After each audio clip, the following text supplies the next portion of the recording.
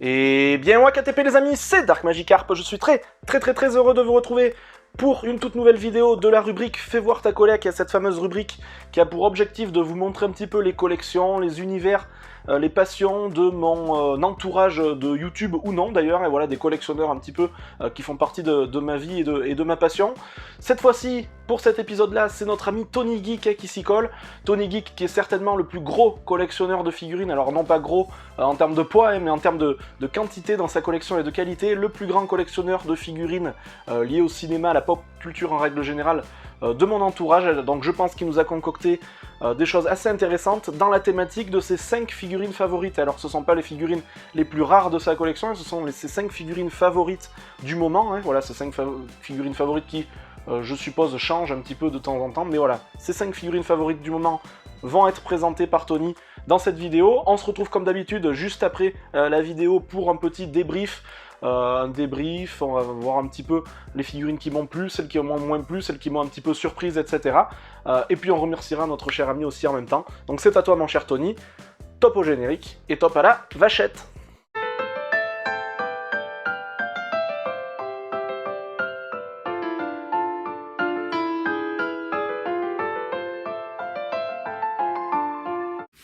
Hello Dark Magikarp, j'espère que tu vas bien. Merci de m'accorder une vidéo consacrée à mes 5 figurines favorites.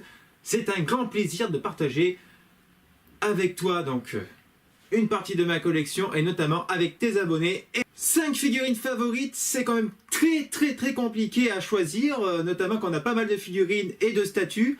Donc j'y ai pas mal réfléchi parce que parfois j'ai des SAD, j'aime énormément cette figurine et parfois une autre figurine, ça dépend de l'actualité du moment, ça dépend des films du moment, hein, voilà. En ce moment je suis à fond sur les films des années 80-90, mais peut-être dans un mois je serai à fond à nouveau sur Star Wars, donc voilà, ça varie plutôt assez au niveau de mes figurines favorites, mais il y en a quand même quelques-unes auxquelles qu'elles seront toujours en tout cas dans mon top 5 ou mon top 10 de figurines préférées. Donc j'ai fait ma petite sélection des 5 figurines comme tu me l'as demandé et comme ton concept le demande. Et donc je vais commencer donc avec le numéro 5 qui est une figurine que j'apprécie particulièrement parce que j'ai mis du temps à la trouver et lorsque je l'ai trouvée c'était plutôt une petite fierté en tout cas. Donc voilà, allez, c'est parti, je vous fais découvrir donc la numéro 5.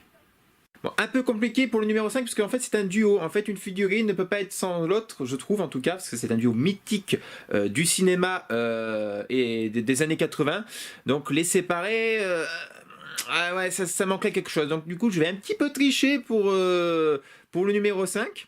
Et c'est tout bêtement mes figurines de Retour vers le futur, Doc Eman Brand et Marty McFly, version épisode 2 de chez Hot Toys, que j'ai juste ici.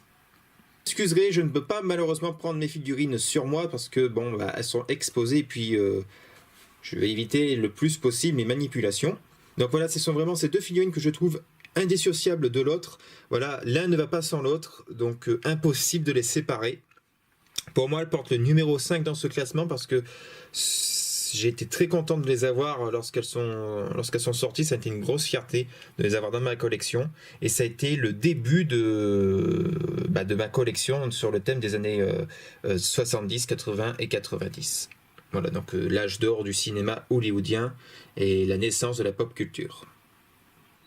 Donc voilà, figurine Hot Toys à l'échelle 1/6. Et leurs rachets sont juste fous. Bon, après, celui d'Eman Brandt, bon, on n'est pas... on peut mieux faire, en tout cas. Hein, voilà, il a eu un petit lifting, là. Mais celui de Marty est plutôt bien réalisé dans l'ensemble. Et puis voilà, c'est, comme je dis, un duo de choc mythique du cinéma, quoi. Là, j'ai la version du premier épisode qui est juste ici, qui est pas mal aussi. Donc voilà pour mon numéro 5 Romain, c'est ce duo que je ne peux pas séparer. Voilà, c'est psychologique chez moi.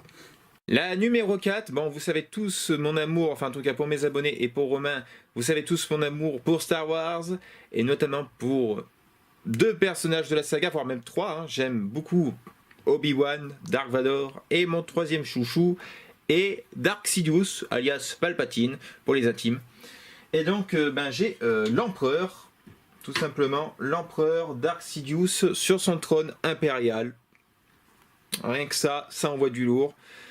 En un 6e et encore de chez Hot Toys. Voilà, Hot Toys, c'est les meilleurs en gamme des figurines 1 6e, en tout cas pour moi. Donc voilà, je vous fais un petit visuel. Donc voilà la figurine de Dark Sidious avec le trône. Donc c'est la version Deluxe. Il existe aussi sans trône, hein. Vous pouvez l'acheter sans le trône, qui est un petit peu moins cher. Bon, maintenant aujourd'hui il cote assez, hein. Et la particularité du trône, c'est qu'il y a des light-up. Voilà, ça s'allume ici. Et ici, hein, voilà, comme dans le vrai. Donc je sais pas ce que vous en pensez, mais ça envoie vraiment du lourd, avec un petit Vador à côté et un petit Stormtrooper. Bon là, en ce moment, je suis en train de chercher la garde impériale, donc le garde royal rouge. Ça rendrait beaucoup mieux qu'avec le Stormtrooper. Donc voilà mon numéro 4 pour la figurine favorite, c'est Dark Sidious. Et comme vous pouvez voir, le HS est vraiment mortel. En numéro 3, tout simplement, encore une Hot Toys, et il s'agit de Jack Sparrow. Jack Sparrow, donc de chez Hot Toys, toujours à l'échelle 1 6e, donc une licence que j'aime particulièrement, et surtout l'acteur Johnny Depp. Et donc voilà, c'est la version 2.0 de chez Hot Toys. Elle est juste top, quoi. Vous voyez, le HS, il n'y a rien à dire dessus. On a l'impression qu'ils ont collé le visage de Johnny Depp sur cette figurine, quoi. Elle est juste sublime. C'est l'une de mes préférées de ma collection. C'est pour ça qu'elle porte le numéro 3. Avec une épée ou un sabre en métal. Les tissus aussi, tous les vêtements sont en tissu. Le socle est juste mortel là aussi. Ça envoie vraiment du lourd. Donc ouais, c'est vraiment l'une de mes plus jolies pièces, je trouve, dans ma collection. En deuxième, alors c'est pas une figurine, mais bon, c'est une résine en tout cas, et c'est vraiment le truc que j'adore énormément. Et d'ailleurs, j'en ai pas fait il y a longtemps, et d'ailleurs ça fait pas très longtemps que j'en ai fait la review, parce que il est assez récent dans ma collection. C'est cette petite créature toute mignonne que vous voyez juste ici. Voilà, buste taille réelle des aliens visibles dans Independence Day 1 et 2. Et il envoie du très très lourd. C'est quête de le dire parce qu'il pèse quand même 25 kg. 25 kg de résine pure. Je vous explique pas le mal de dos quand je l'ai porté. J'aime énormément ce buste, même si je suis pas un grand hyper fan de la licence Independence Day.